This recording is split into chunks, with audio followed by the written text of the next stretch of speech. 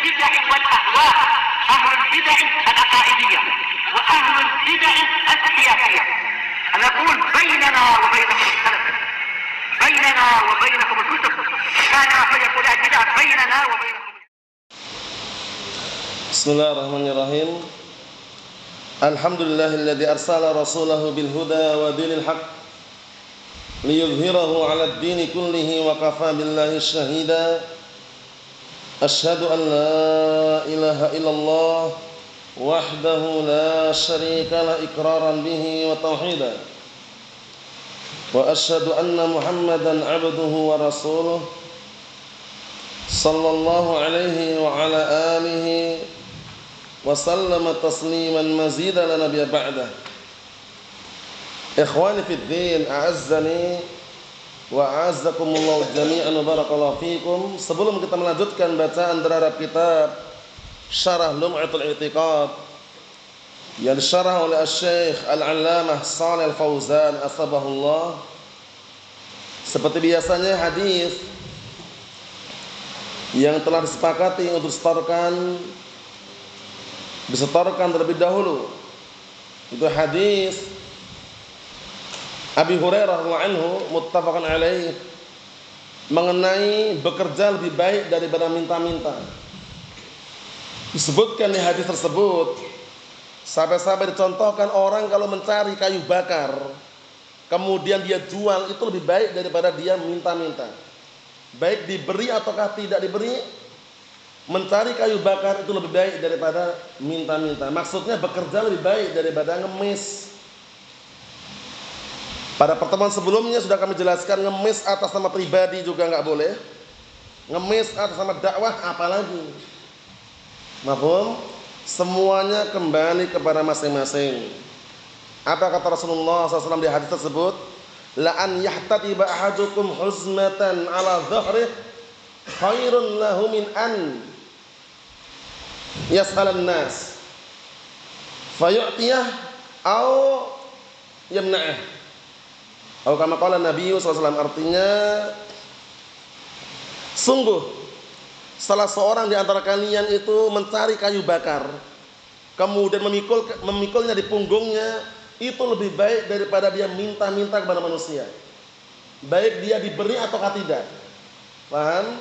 Apalagi berjubah, berjubah malah minta-minta, menyodorkan proposal. Katanya ini nggak minta Ustaz, cuman ngasihkan kertas putih. Kertas putih ada tintanya hitam. Paham? Allahul musta'an. Ingat-ingat. Jadi bekerja lebih baik. Nabi Daud alaihissalam sebagai contoh, karena Daud alaihissalam ya'kul min amali yadih. Dahulu Daud alaihissalam makan dari hasil kerjanya sendiri. Maksudnya beliau nggak minta-minta, Nabi badal. Paham ya? Apalagi jual agama, jual ilmu, dakwah kok minta bayaran. Memalukan enggak? Sangat memalukan. Jadi pastikan ketika berdakwah di jalan Allah, menyerukan Al-Quran Sunnah, jangan pernah minta bayaran, jangan pernah mengharapkan imbalan. Ngisi daurah di luar negeri, luar Jawa, silakan, tapi jangan mengharapkan fulus, jangan mengharapkan amplop, jangan mengharapkan bayaran. Kalau perkara dikasih gak masalah, dalilnya ada. Hadisnya siapa itu? Kisahnya siapa? Umar bin Khattab radhiyallahu anhu. Suatu ketika beliau dikasih harta oleh Rasulullah SAW. Kemudian beliau mengatakan, ya Rasulullah, a'tihi laman huwa afqar ilaihi minni. Ya Rasulullah, berikanlah harta itu kepada orang yang lebih membutuhkan daripada aku. Apa kata Rasulullah SAW? Ya Umar, idza ja'aka min hadzal mal wa anta ghairu sa'ilin wala musrifin fakhudhu fatamawwalhu aw tasaddaq bih. Artinya apa? Wahai Umar, jika kamu dikasih harta tanpa kamu harus minta-minta, tanpa kamu mengharapkan, ambil harta itu, jadikanlah milikmu. Kalau kamu tidak perlu, tidak butuh, sedekahkanlah. Bayangkan itu hadis yang menunjukkan bahwasanya pemberian orang lain, selama dia nggak minta, nggak mengharapkan, silakan diambil, nggak masalah. Ada orang ngasih ke antum, ya akhi, ini ada sedikit sedekah ya akhi, di amplop, boleh nggak diterima Izam? Nggak ada larangan. Yang dilarang itu mengharapkan amplop, mengharapkan gaji, nggak mau ngisi daurah, nggak mau dakwah, nggak mau ngisi kajian kalau nggak dibayar, itu yang parah. Mafhum Bang Zaki? Naam. Ini sekedar selingan barakallahu fiik, menunjukkan bahwa dakwah para nabi dahulu ketika mendakwakan agama Allah Ta'ala tidak pernah minta bayaran. Satu,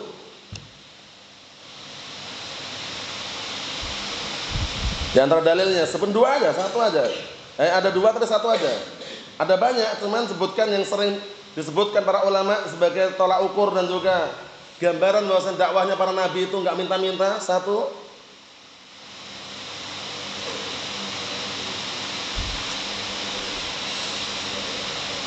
na'am, ahsanta barakallahu fiik. Wa ma as'alukum 'alaihi min ajrin in ajriya illa 'ala rabbil alamin. Lihat itu. Kurang apa lagi? Para nabi dakwahnya enggak minta-minta, lihat itu.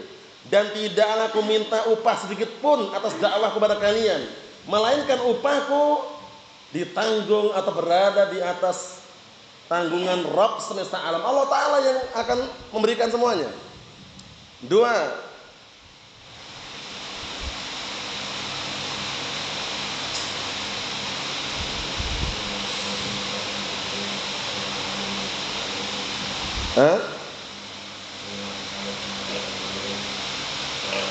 jangan yang mirip, yang satunya aja. Kalau yang mirip kan banyak sekali. Ittabi'u. Naam, yang pendek-pendek aja biar mudah dihafal. Ittabi'u man la yas'alukum ajran wa hum muhtadun. Ikutilah orang-orang yang mereka berdakwah enggak minta upah sedikit pun atas dakwahnya kepada kalian. Mereka-mereka itulah yang berada di atas petunjuk. Bayangkan itu. Jadi kalau berdakwah jangan pernah minta upah. Gratiskan saja sudah. Para nabi dahulu kalau dakwah itu nggak pernah minta upah, gratis. Dan zaman sekarang, di luar sana hizbiyun buka pondok, ya, open donasi, penggalangan dana. Nanti pondok udah jadi, para wali santri daftarkan, pendaftaran bayar 20.000 misalkan uang pendaftaran. Kalau diterima, alhamdulillah, nggak terima uang pendaftarannya hangus. Allah musta'an. Satu, nanti ada uang gedung udah terbangun, posisi udah berdiri, siap pakai, mesti bayar uang gedung. Bayangkan tuh, uang gedung. Belum SPP. SPP bulanannya berapa barakallahu fi? Kalau yang kelas-kelas tinggi itu, ya paling-paling bisa 1 juta, bayangkan itu. Allah musta'an. Larinya kemana? Fulus-fulus uang ini larinya kemana? Tidak menutup kemungkinan larinya sebagiannya kembali kepada para dai mereka. Bayangkan itu. Jadi dakwahnya bayar itu sangat memprihatinkan. Karena orang-orang yang nggak kaya, yang miskin nggak bisa masuk itu loh. Lah kalau SPP-nya per bulan 1 juta bagaimana? Berat kan? Orang-orang yang miskin yang kelas tengah ke bawah atau orang-orang yang kelas menengah ke bawah, ya kan? Orang-orang yang kira-kira nggak terlalu memiliki harta, nggak bisa masuk. Ya masuk hanya orang kaya aja, ya kan? Nah, Allahul musta'an. Makanya dakwah Ahlussunnah wal Jamaah, dakwah yang suci, bersih, kosong daripada apa? Praktek-praktek hizbiyin dalam hal tersebut. Pastikan gratis tanpa ada biaya sedikit pun. Kalaupun seandainya mereka hanya mengumpulkan inisiatif mereka, paham ya? Mengumpulkan tapi untuk siapa? Untuk kepentingan mereka, listrik, air itu kembali ke mereka. Tapi inisiatif, sadar diri, bukan sistem urunan, bukan sistem patungan, ditarikin antum 10.000 misalkan, ya gak punya dipaksa juga misalkan. Jangan, inisiatif semuanya. Ahlussunnah itu serba inisiatif. Sadar diri, dalilnya ada, amalkan, selesai. Mafhum? Makanya di sini para ulama telah menjelaskan, yang punya kelebihan harta silakan bersedekah tanpa harus diminta. Yang tidak punya sabar, jangan minta-minta. Itu kaedahnya. Yang punya kelebihan harta orang kaya silahkan bersedekah tanpa harus diminta. Kemudian orang yang miskin yang tidak punya, sabar, jangan minta-minta. Mafhum? Nah, ini anak ulang-ulang karena apa? Sangat geram dengan orang hizbiyun di luar sana itu dakwah dikirikin bayar. Katanya ngajar online, 1 jam sekian juta, 1 jam sekian ribu misalkan. Online nggak offline, kalau ngajar tuh gratis saja sudah. nggak usah bayar. Dan ustadznya bagaimana? Biar kerja, masa ustadz mau dimanja-manja terus? Nah, barakallahu fiik. Jangan manja. Bismillah, mandiri gitu loh. Paham ya? Kerjaan kan banyak kerjaan. Masa ustadznya mau santai di rumah kemudian per bulan dapat fulus terus? Ya kan?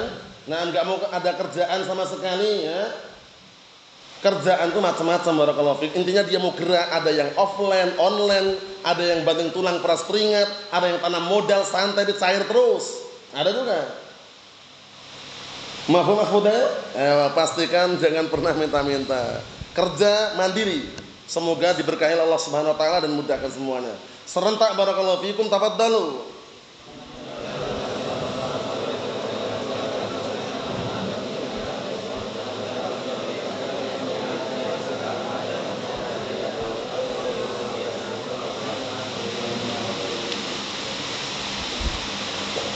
Naam, ahsantum barakallahu fiik. Anakumullah. Kita lanjutkan berikutnya. Simak baik-baik. Yang punya kitab, yang tidak punya kitab didengarkan. Pada pertemuan sebelumnya kita telah menjelaskan dan membaca kalamnya Asy-Syaikh Shalal Fauzan Asbahullah mengenai dilarang seseorang menisbahkan diri kepada selain Rasulullah SAW dalam masalah agama ini. Apalagi dalam masalah akidah.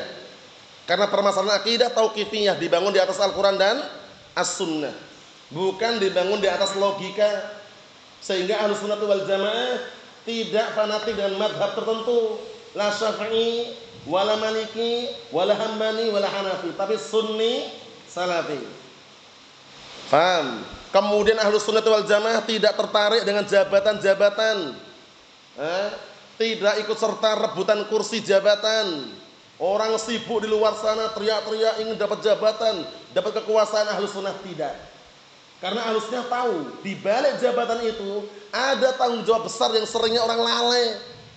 Ketika nyalek janjinya banyak sekali, tapi begitu terpilih lupa sama janjinya. Ya. Ketika nyalek ngomong nanti jalan ini akan di aspal mulus katanya. Itu katanya.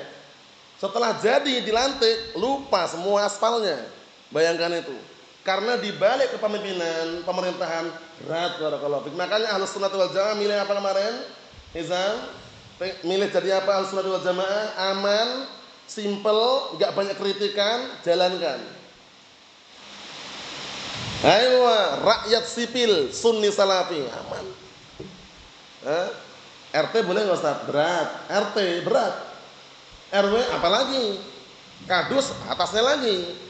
Kades juga. Mafhum? Makanya enggak usah sudah. La RT wala RW wala kadus wala kades, wala camat wala bupati wala gubernur wala menteri wala DPR wala MPR wala presiden. Paham ya? Rakyat sipil Sunni Salafi aman. Seperti kita-kita ini kan. Rakyat sipil kan? Antum pejabat atau bukan?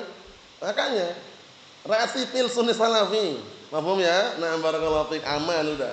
Kemana-mana enggak disibukkan oleh orang-orang itu. Kalau pejabat-pejabat kemana aja didatangi, minta tanda tangannya. Allahul musta'an. Foto sana, foto sini, selfie sana, selfie sini. Ahlus Sunnah enggak aman. Ahlus Sunnah kalau udah masuk pintu pemerintahan itu enggak aman. Seringnya apa seringnya? Banteng setir seringnya. Dengarkan Mas. Seringnya Ahlus Sunnah itu kalau udah masuk pintu pemerintahan banteng setir seringnya. Semula istiqomah langsung berubah drastis. Jubah dilepaskan, sorban dilepaskan, peci putih ini lepaskan ganti nasional pecinya. Celananya bantolan yang penting isbal katanya. Allahumma musta'an. Koko putih. Langsung masuk jadi bagian apa? MUI. Dulu istiqomah luar biasa dulu. TV haram, gambar haram, tasawuf haram. Itu awal dulu ketika baru pulang dari Yaman. Paham ya? Nah, barakallahu fi. Kemudian lama-lama terpengaruh. Ujung-ujungnya apa? Duit UUD. Masuklah dia anggota MUI. Lepaslah pakaian-pakaian syar'inya. Mulai nongol dalam televisi. Paham ya? Salah seorang dai yang ada di mana? Tajirupa, Makassar. Dzulqarnain hadahullah. Murid Syekh Mukbil. Nah, barakallahu fiik. Dulu awal datang, wah, debat, haram televisi, enggak boleh, gambar haram. Dalilnya kalau Rasul. Sekarang lepas. banting setir. Dalilnya masih utuh, pendapatnya berubah. Allahul musta'an, hadahullah. Paham ya? Nah, Allahul musta'an. Itu yang kita sayangkan. Ternyata ditelusuri UUD, ujung-ujungnya duit. Hati-hati itu. Besar fitnahnya ya barakallahu fiik. Allahul musta'an. Allahumma sallim. Na'am. Banyak yang semisal dia, banyak sekali. Kalau kita telusuri ujung-ujungnya duit, enggak sabar gitu loh. Coba suruh sabar miskin seperti kita yang miskin-miskin kayak gini. Enggak sabar mereka. Enggak sabar. Pengennya ini itu akhir dakwah dengan YouTube, kemudian mencari banyak pengikutnya, kemudian dapat gaji dari YouTube, dai YouTuber. Ujung-ujung kemana aja bawa mobil sama shootingan itu ya, share sana share sini. Allah musta'an, sudah lepas dalilnya. Allah musta'an. Allahumma sallim. Jadi kalau berdakwah pastikan kembali kepada dakwahnya para nabi dan rasul yang tidak pernah menempuh cara maksiat. Aman sudah. Paham ya? Nah, la minta-minta, wala yayasan, wala organisasi, wala lembaga, wala parlemen. Mafhum? Wala gambar makhluk nyawa dia gunakan. Aman. Kalaupun disebarkan lewat apa? Au apa? Mas? Au apa? Audio. Paham ya? Kalau disebarkan lewat audio, suara-suara rekaman silakan. Gambar enggak perlu tampilkan. Mafhum? Kita lanjutkan, lihat ini. Bagus sekali pembahasannya ini. Qala Asy-Syaikh Shalal Fauzan asbahullah. Disimak yang punya kitab ya. Profesional barakallahu fi. Kata beliau fal a'immatu lam yakhtalifu fil aqidah. Kita ulang dikit situ. Setelah beliau menyebutkan situ, maka para a'immah mereka tidak berselisih dalam masalah akidah. La a'immatut tabi'in wa la a'immatun man jaa'a ba'dahum. Setelah kita selesaikan pembahasan sebelumnya, bahwasanya akidah tauqifiyah dibangun di atas taslim, nerima, tunduk terhadap apa yang datang dalam Al-Qur'an dan As-Sunnah. Kemudian kata beliau, fal a'immatu lam yakhtalifu fil aqidah. Ini penting ini, para ulama tidak berselisih masalah akidah. La a'immatut tabi'in wala a'immatun man jaa'a ba'dahum. Tidak para imam tabi'in, tidak pula para imam yang datang setelah mereka. Semuanya sepakat, yang haram-haram, yang halal-halal. Apalagi masalah akidah, seperti Allah Ta'ala memiliki tangan, sepakat mereka. Cuman orang-orang belakangan yang banyak protes, kemudian sok tahu. Tangan itu bukan tangan, turun bukan turun beneran katanya. Allahul musta'an. Kita lihat. Wal a'immatul arba'ah rahimahumullah lam yakhtalifu fil aqidah. Siapkan jawabannya. Dan para imam yang 4 rahimahumullah mereka tidak berselisih dalam masalah akidah. Imam yang 4 kunyahnya siapa aja? Antum?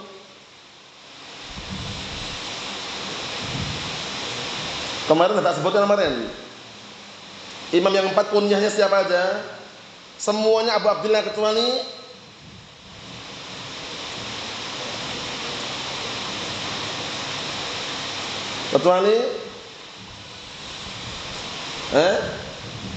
Abu Hanifah.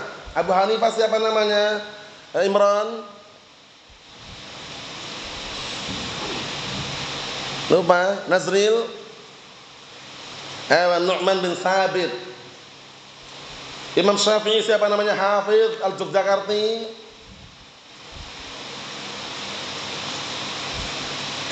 Imam Syafi'i siapa namanya? Hayatul ilmi wa dzaqaratuhu. Hidupnya ilmu itu mengulang-ulang. Kullama takarrar. Semakin diulang-ulang semakin melekat. Siapa namanya? Muhammad bin Idris Asy-Syafi'i. Naam, ahsan. Imam Malik, Imam Darul Hijrah. Namanya siapa? Hafidz Al-Pekanbaruwi. Malik bin Anas, Imam Darul Hijrah. Kunyahnya Abu Abdullah Hasan. Al-Imam Ahmad, siapa namanya? Ibrahim.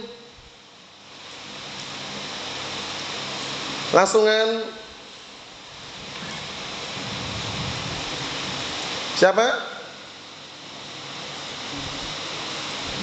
Ahmad bin Hanbal, terus Asy-Syaibani. Ingat-ingat, Ahmad bin Hanbal Asy-Syaibani rahimahullah Abu Abdullah. Kita lihat berikutnya, disimak baik-baik. Kata beliau, Al-aqidatu laysat majalan li ikhtilaf. Lihat ini, lil ikhtilaf. Permasalahan akidah itu bukan tempat untuk berselisih. Bukan tempat untuk berselisih. Walal istihadat, dan bukan tempat untuk beristihad. Masalah akidah loh ya, masalah akidah ini. Nah, keyakinan. Wa man khalafa fiha fahuwa dhallun.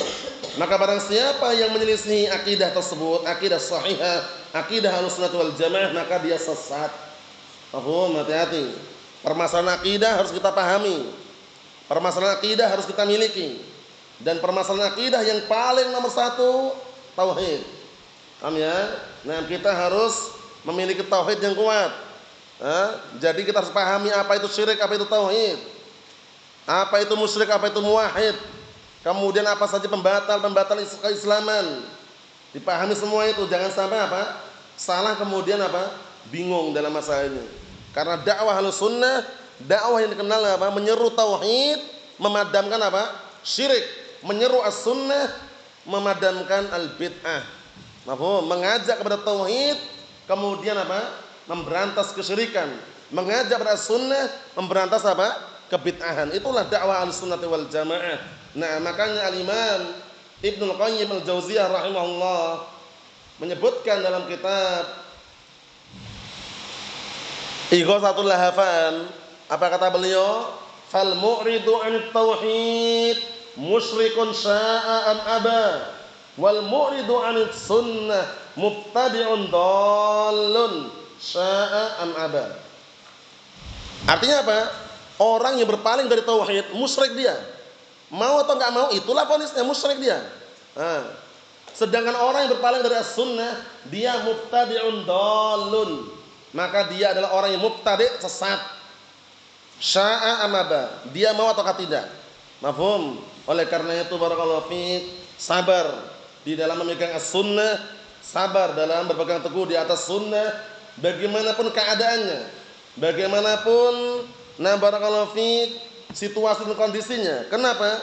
Karena berpegang teguh dengan sunnah di akhir zaman bagaikan menggenggam apa? Anak bara api.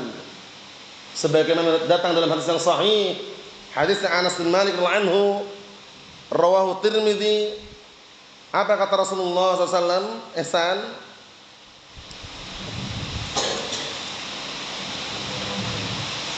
ya'ti Naam, dikondisikan itu.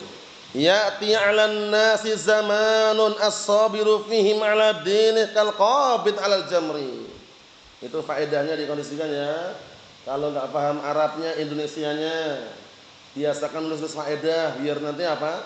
Ada faedah yang antum serap situ. Karena kalau faedah itu antum biarkan lepas nanti seperti apa? Onta itu kalau enggak diikat nanti lari ontanya. Ana ulangi. Dari hadisnya Anas bin Malik radhiyallahu anhu, rawahu Tirmidzi, ya'ti 'alan nasi zamanun as-sabiru fihim 'ala dinih kal qabid 'alal jamri. Dihafalkan yang belum hafal itu. Kalau belum dapat faedah nyontoh yang lainnya. Artinya apa?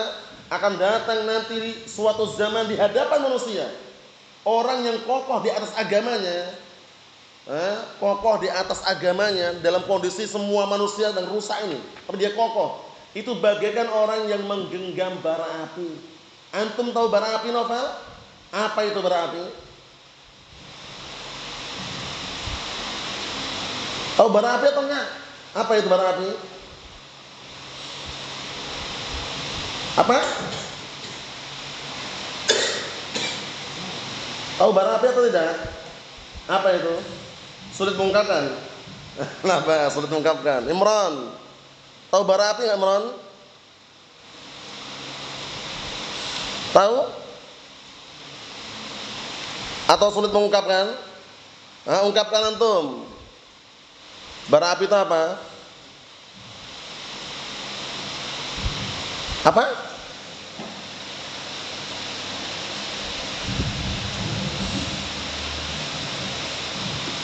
Coba yang bisa mengungkapkan bara api.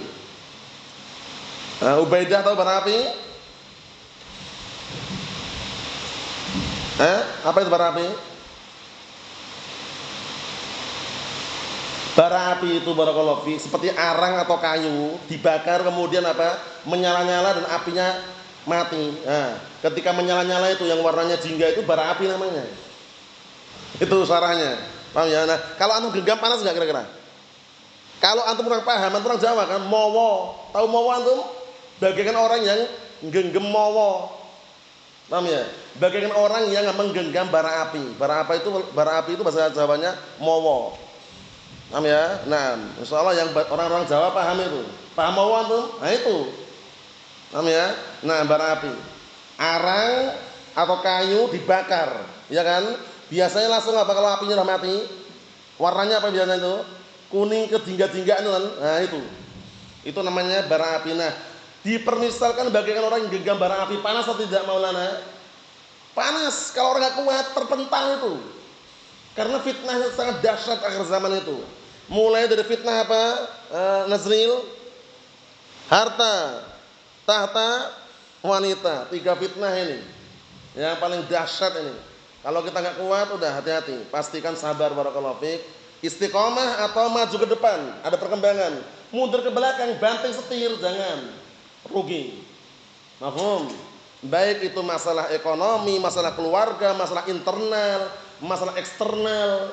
Intinya kalau masih bisa diberi solusi, ambil solusinya. Paham ya? Ambil solusinya. Jangan pernah jauh daripada Al-Qur'an dan As-Sunnah. Nah, itu penting barakallahu fiik. Istiqamah. Berat memang. Kalau ringan apa namanya? Istiqamah berat kalau ringan? Istirahat. Nah, kita lihat sini barakallahu fiik, kita lihat sini kata beliau, innamal ikhtilafu yaqa'u fi masail furu'. Hanya saja permasalahan yang ada perselisihan itu terjadi pada permasalahan cabang. Perhatikan ini. Pada permasalahan apa? Cabang.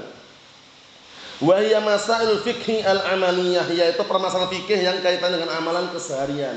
Itu ada khilaf kan permasalahan fikih kan? Kadang salat kalau habis dari rukuk sami Allahu hamdah ada sedekah, ada yang irsal, dan masalah fikih semua itu. Kemudian ketika takbiratul ihram Allahu akbar, doa istiftahnya ada Allahumma ba'id baini Allahu akbar kabira, ya kan? Itu perselisihan semua itu. Paham ya? Itu permasalahan fikih yang ada perselisihan. Li'anna madaraha 'alal istinbat wal istihad. Karena permasalahan fikih itu perputarannya itu di atas istinbat, mengambil pendalilan wal istihad dan juga beristihad.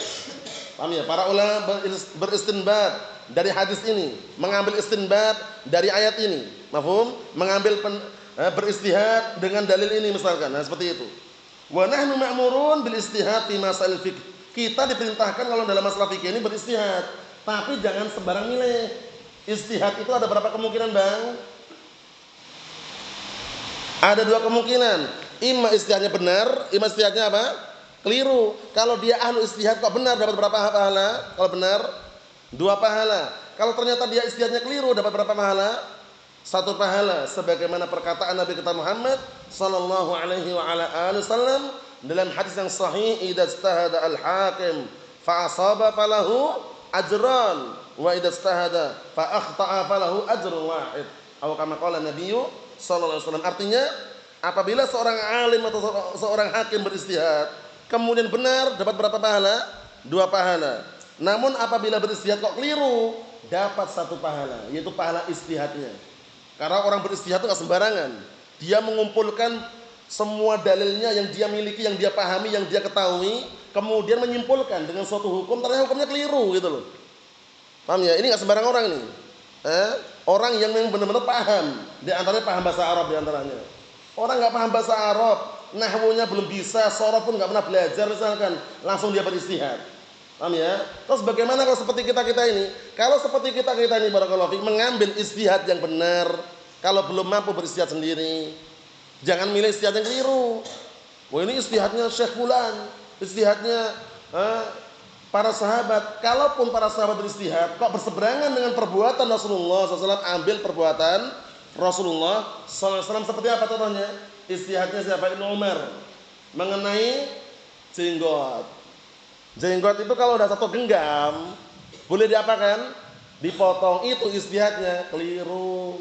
Berseberangan dengan perkataan Rasulullah SAW, qasus syawarib wa arhul liha. Cukurlah kumis kalian dan panjangkanlah jenggot kalian. Jadi walaupun panjang segini, lebih satu genggam, biarin aja sudah. Enggak usah dipotong, enggak usah dicukur. Makanya hizbiyun di luar sana banyak yang jenggotnya kotak. Wah, kotak segitiga, bulat. Dirapikan ngapain? Biarin aja panjang. Iya kan? Nah, barakallahu fiik. Paling-paling kalau orang Indonesia itu panjang jenggotnya sampai berapa sih? Paling-paling sampai dada ini. Mungkin ada yang lebih sedikit, enggak masalah, biarin aja. Enggak usah dicukur, enggak usah nah, barakallahu fiik dipotong karena Rasulullah SAW merintahkan untuk dipelihara, dipanjangkan. Mafhum? Naam. Ini sekedar selingan, ijtihad, bukan berarti kita bebas milih, tapi pilihlah yang ijtihad yang benar. Mafhum? Naam. Kita lihat di sini. Kata beliau, wa nahnu ma'murun bil ijtihad fi masail fiqh wan nawazil allati tanzil. Dan kita diperintahkan untuk berijtihad dalam permasalahan fikih dan perkara-perkara nawazil. Nawazil itu perkara-perkara yang datang tiba-tiba. Paham ya? Perkara-perkara datang tiba-tiba mendadak. Bagaimana kalau seandainya ada kejadian tabrakan seperti ini, padahal dia niatnya enggak nabrak, tapi ternyata ketabrak, yang salah yang nabrak atau yang tabrak. Itu perkara yang sedang berlangsung kan? Bagaimana itu? Apakah dia itu sengaja atau tidak itu loh pembunuhannya? Ya kan? Dia pengennya tuh naik motor biasa, tapi ternyata nabrak.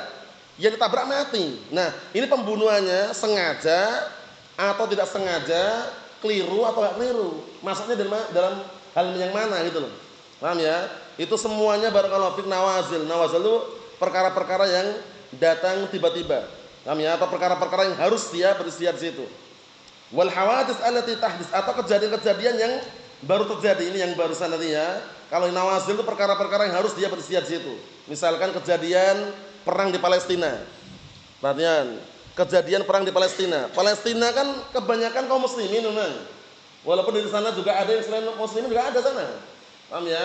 Nah, gereja-gereja juga ada di sana. Cuman gini sekarang, perang yang terjadi di Palestina ini melawan orang-orang Yahud, apakah dikatakan jihad atau bukan?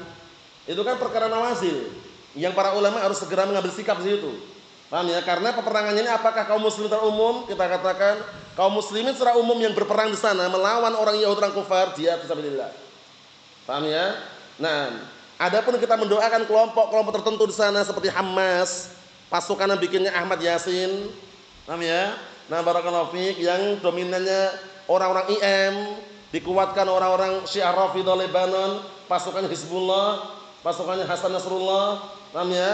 Nah, itu kita nggak usah ikut campur, karena khawatir di balik peperangan itu politik antar benua, politik antar negara, karena ada ormas, sudah semacam organisasi itu. Paham ya? Cukup kita mendoakan kaum muslimin yang tertindas secara umum. Mafhum? Makanya kalau kita mendoakan Allah mansur ikhwanana al-mujahidin, ikhwanana al-muslimin al-mustad'afin fi Palestin, umum. Kita nggak pernah doakan ya Allah mansur Hamas, nggak pernah.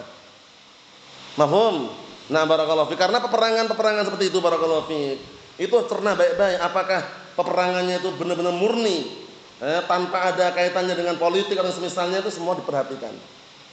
Mafhum? Nah, barakallahu fiik. Kita lihat sini. Jadi Hamas itu bukan Ahlus Sunnah. Yang mengatakan Hamas Ahlus Sunnah sangat keliru. Hamas itu kelompok bikinan IM. Hamas.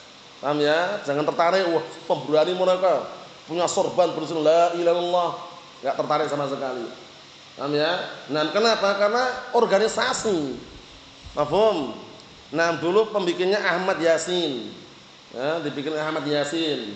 Kemudian dibantu pasukan Hizbullah Lebanon. Dipimpin oleh Hasan Nasrullah, Syiah Rafidhah. Allahul musta'an. Yang jelas ini sekedar selingan barakallahu fiik. Nahnu ma'murun bil ijtihad fiha. Kita diperintahkan beristihad dalam hal tersebut. Wa ma'rifatu hukmiha fi kitabillah wa sunnati rasulih li'annaha lam yanus 'alaiha. Perhatikan ini. Dan diperintahkan untuk mengetahui hukumnya di dalam Al-Qur'an dan As-Sunnah. Dikarenakan tidak ada apa? Tidak ada yang ditetapkan padanya. Penetapannya enggak ada nas gitu loh. Sehingga karena enggak ada nas itu orang beristihad. Kalau ada nasnya enggak perlu istihad lagi. Paham ya? Seperti isbal haram. Ada dalilnya atau tidak?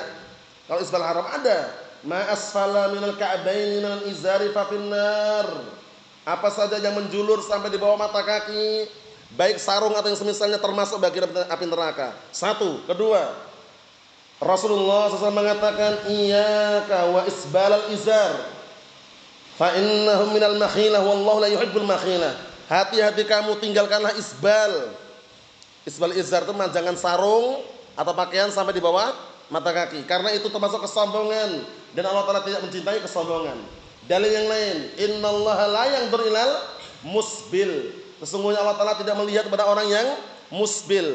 Musbil itu memanjangkan pakaiannya, sarungnya, atau celananya sampai di bawah mata kaki. Nah, anak beristihad Ustaz.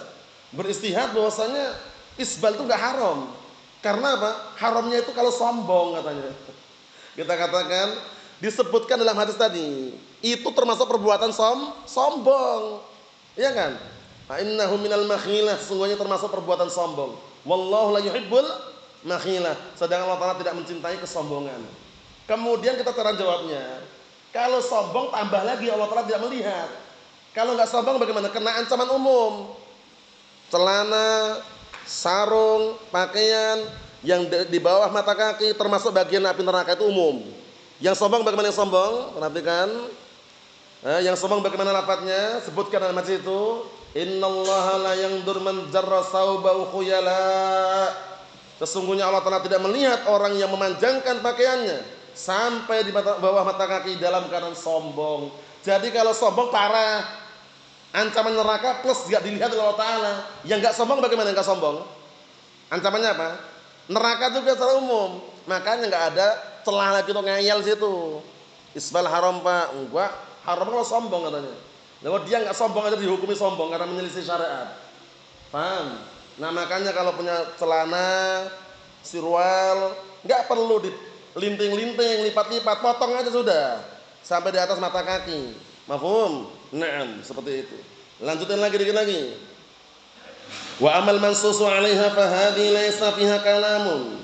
Adapun yang ditetapkan dengan dalil, perhatikan baik-baik ini, adapun yang ditetapkan dengan dalil Al-Qur'an dan Sunnah, maka tidak ada perdebatan pembicaraan sedikit pun di situ. Contohnya tahrimur riba, haramnya riba.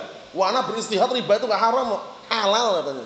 Istihadnya enggak diterima. Lah kenapa? Nasnya jelas, dalilnya ada. Ahallallahu al-bai'a wa harrama riba. Ahallallahu al-bai'a wa harrama riba. Jelas atau tidak? Jelas. Lah kok ada orang istihad? Riba itu enggak haram, Ustaz. Haram itu kalau banyak, kalau dikit enggak haram katanya. Sedikit ataukah banyak haram riba itu? Sampai-sampai para ulama mengatakan bahwasanya zaman sekarang ini hampir semua manusia tidak terlepas dari debu-debu riba, bayangkan itu. Cabang riba yang paling rendah itu bagaikan seorang menzinai ibunya sendiri, bayangkan. Ngeri atau enggak, Sam? Ngeri. Jangan main-main. Makanya antum hati-hati yang pinjol-pinjol itu. Waspada dengan pinjol-pinjol.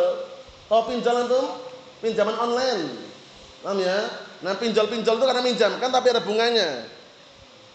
Bunganya itu bahaya. Enggak ada bunganya, Ustaz. Cuman 0,00000,1%. Satunya itu apa? Kalau enggak ada bunganya 0% selesai. Iya kan? Itu namanya omong kosong. Hati-hati, barakallahu fiik. Jadi pinjaman online, pinjol-pinjol itu hati-hati. Paham ya? Nah, karena kadang mereka minjamkan gayanya enggak ada bunganya tapi ada koma satunya. Riba atau tidak itu? Riba haram, barakallahu fiik. Nah, ini enggak ada istihad lagi. Wa tahrimuz zina, haramnya zina. Wah, anak beristihad zina itu enggak haram kok. Yang haram itu kan zina. Kalau mendekati enggak haram katanya. Ngawur namanya. Paham ya? Mendekati perzinahan dilarang. Kalau zina sekalian enggak haram, namanya ngawur. Hati-hati itu ya. Itu enggak ada peluang lagi. Harus sami'na wa ta'na kalau ini. Karena dalil jelas. Wa tahrimul khamr, haramnya khamr. Haramnya khamr. Haramnya minuman keras. Ini enggak ada peluang lagi. Halal. Itu kan subur ruhi katanya. Minuman penyejuk hati katanya. Sejuk hatinya mana? Hati-hati barakallahu fiik. Ini perkaranya ada dalilnya sekarang. Khamr tetap haram walaupun bentuknya apa? Nah, barakallahu fiik, bentuknya bentuknya tablet, kapsul yang dihirup, lem kastol, lem fok itu sama aja. Antum lihat anak-anak pang itu yang enggak punya modal sebagian mereka, itu kalau mendem pakai lem itu, jangan dicoba loh ya, haram. Paham ya? Lem fok, lem kastol dihirup-hirup nih, ngefly katanya, jangan dicoba loh ya, haram. Paham ya? Maksudnya ngasih tahu. Kullu muskirin haram. Setiap memabukkan adalah haram. Kita lihat sini. Kalau nggak percaya jangan dibuktikan. Paham ya? Nah, lem fok, lem kastol itu mereka kadang pakai itu, nggak punya modal soalnya. Kalau yang punya modal kan mabuk langsung pakai minuman keras itu, cap ortu itu. Allah musta'an. Kita lihat sini. Wa tahrimul muskirat, dan haramnya perkara-perkara mabukkan. Ingat-ingat, yang memabukkan tidak harus cairan, tidak harus yang diminum, baik tablet, kapsul, serbuk. Kalau itu memabukkan haram hukumnya, ya kan? Kapsul, tablet seperti apa? Obat-obatan narkotika misalkan, ya kan? Kalau serbuk seperti apa? Sabu-sabu, ya kan? Serbuk yang lain yang semula daun dikeringkan, jemur, kemudian digiling atau diremukkan jadi apa? Kemudian diseduh, dihirup seperti rokok, ganja. Haram juga itu. Paham ya? Nah, mafhum? Kalau di Yaman sana adanya kot. Daun kot di Yaman sana itu rebutan itu. Mulai yang paling tua daunnya sampai yang paling muda. Semakin muda semakin mahal daunnya itu. Bayangkan itu. Cara penggunaannya cuma ditaruh di sini aja. Seperti orang nginang, tahu nginang itu? Apa itu nginang? Tahu nggak? Apa itu? Apa yang dimasukkan ini? Permen atau apa? Orang nginang itu? Apa? Bako? Bukan. Bukan bako. Bako maksud dimasukkan sini bako. Bako itu bersihkan tuh bakonya. Jadi dimasukkan apa dulu sebelum bako itu? Daun apa? Daun sirih. Daun sirih atau suruh itu masukkan, dikunyah-kunyah merah-merah itu. Nah, itu maksudnya kalau di Indonesia. Tapi bukan itu nggak mabukkan tuh. Kalau itu nggak mabukkan. Itu biar giginya kuat aja. Orang tua zaman dahulu kuat giginya, perempuan-perempuan itu. Ya kan? Nanti bersihkannya pakai bako. Nah, maksudnya caranya kalau kot seperti itu, dimasukkan sini sampai benar-benar penuh itu udah. Apalagi campur Coca-Cola, Fanta, udah senang mereka. Ngefly gitu, itu juga haram hukumnya. Syekh Mukbil pernah menjelaskan itu ya, karena katanya kata syubhatnya Imam Syaukani bolehkan atau Imam Syaukani. Akhirnya banyak orang yang nanam, padahal itu adalah syajarah khabithah, pohon yang sangat jelek. Ya kalau di Indonesia mirip ganja itulah, cuman ganja kan diremukkan, dihirup seperti orang rokok kan, kalau ini enggak dihirup. Masuk ini. Makanya kalau nanti ke Yaman, lewat di jalan raya kok ada penjaga-penjaga polisi berjalan, tentara kok ininya bendel-bendelinnya ini. Enggak usah bingung lagi, kuat itu udah itu. Allah musta'an. Ini sekedar selingan aja barakallahu fiik, bahwasanya yang memabukkan haram. Dikit lagi perhatikan baik-baik barakallahu fiik, wa tahrimu qati'atur rahim, dan haramnya memutuskan hubungan silaturahmi. Ini haram ini. Enggak ada istiad lagi. Jadi kalau punya keluarga pastikan jangan diputus hubungan silaturahmi. Lah kalau ada permasalahan pribadi bagaimana? Selesaikan secara pribadi. Gara-gara masalah tanah ribut. Rebutan tanah ribut. Paham sama? Santai aja. Ini tanah ini cuma titipan, enggak selamanya. Selesaikan. Sampai memutuskan hubungan silaturahmi. Apa ancamannya? Ancamannya apa orang yang memutuskan hubungan silaturahmi? Neraka, enggak masuk surga. Dalilnya kita lewatin. Pendek. Kitabul Jami'.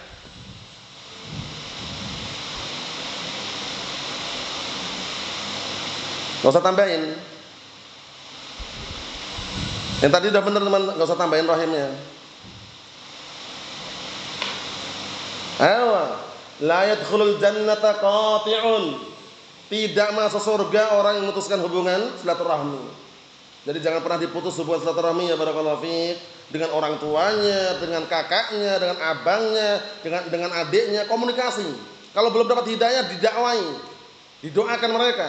Mafhum? Kalau ternyata mereka karena masalah dunia atau misalkan ditenangkan. Hadhihi mansusun 'alaiha, ini yang ditetapkan dalam Al-Qur'an dan As-Sunnah, la tahtaj ila istihad, enggak perlu istihad lagi, wa majaluha taslim, dan kesimpulannya taslim, pasrah dan terima. Hunaka nassun 'ala hukmiha, di sana dalil ya, yang menunjukkan atas hukumnya, laisa lana majalun fi, tidak ada peluang bagi kita untuk ngeyel atau untuk mengkritik atau untuk mencari celah yang lain. Yang ada hanya sami'na wa ta'ana, wallahu a'lam bissawab. Nasallahu alaihi wasallam, walhamdulillahirabbil alamin.